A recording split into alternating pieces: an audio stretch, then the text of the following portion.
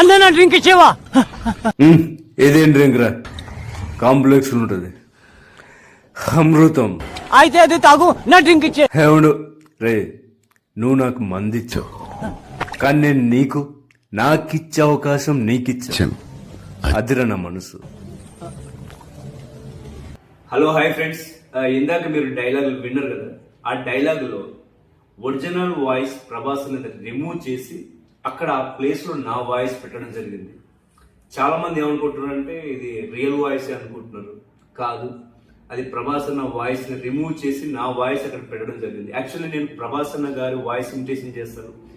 మీరు ఏ డైలాగ్ ఇచ్చినా సరే నేను ఇంకా మరికొన్ని డైలాగ్ చేయడానికి మీరు నాకు అవకాశం ఇవ్వాలి.